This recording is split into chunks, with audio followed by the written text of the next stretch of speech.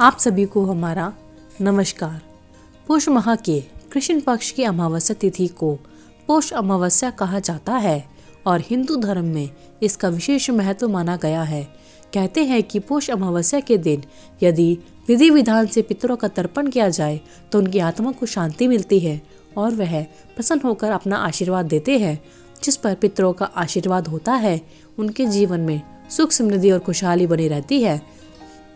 इस दिन यदि पूजा पाठ के साथ साथ इससे जुड़ी कथा सुनी जाए तो पितृ ऋण से मुक्ति मिल जाती है। आइए अब सुनते हैं पौष अमावस्या व्रत कथा। पुरानी कथा के अनुसार एक गरीब ब्राह्मण था। उसकी सुंदर, गुणवान और संस्कारी बेटी थी, लेकिन उसका विवाह नहीं हो पा रहा था।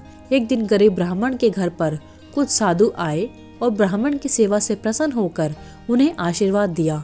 फिर उन साधुओं ने उस कन्या को विवाह के लिए उपाय बताते हुए कहा कि यहाँ से कुछ दूरी पर एक परिवार रहता है।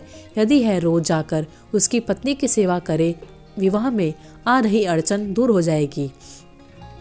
अगले दिन सुबह उठकर कन्या उनके घर जाकर साफ सफाई करके अपने घर वापस लौट आई।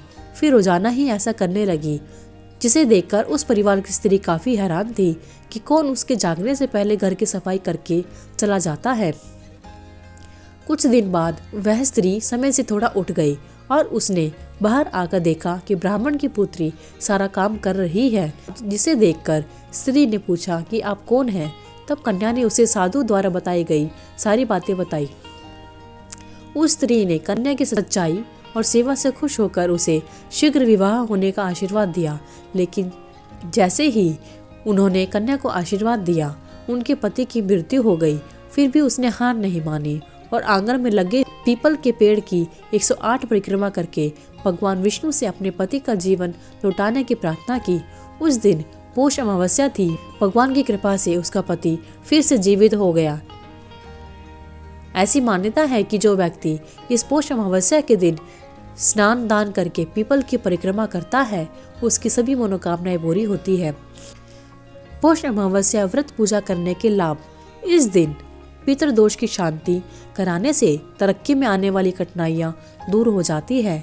पौष अमावस्या व्रत पूजा करने से पितृदोष दूर हो जाता है और संतान की उत्पत्ति में आने वाली कठिनाइयां समाप्त हो जाती हैं। जो व्यक्ति नौकरी में परेशानी झेल रहा है, उसको भी पौष अमावस्या व्रत पूजा करने से लाभ पहुंचता है।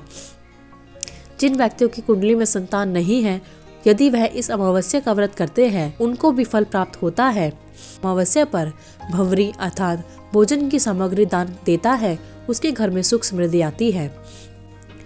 पौष अमावस्या पूजा विधि। पौष अमावस्या के दिन पूर्वजों को याद किया जाता है और उनकी याद में श्राद्ध किए जाते हैं। इस दिन पूजा अर्चना से करने से चंद्र देवता की कृपा मिलती है। ऐसा मानते हैं इस दिन पूजा अर्चना करने से चंद्र देवता की कृपा मिलती है। पौष अमावस्या के दिन की शुरुआत नदी या तालाब में स्नान करने से होती है। स्नान करने के बाद तांबे के पात्र में शुद्ध जल लिया जाता है और सूर्य देव को जल का अर्घ दिया जाता है। जल चढ़ाने के बाद लाल पुष्प या लाल चंदन भी डाला जाता है। सूर्य देव को अर्घ देने के बाद पितरों को तर्पण दिया जाता है। पौष अमावस्या के दिन दोपहर के समय चित्रों के नाम से तिल और जल का पूजन किया जाता है। पीपल की पूजा की जाती है और परिक्रमा भी की जाती है।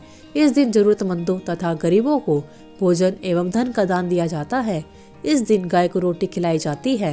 हनुमान चालीसा तथा सुंदरकांड का पाठ किया जाता है।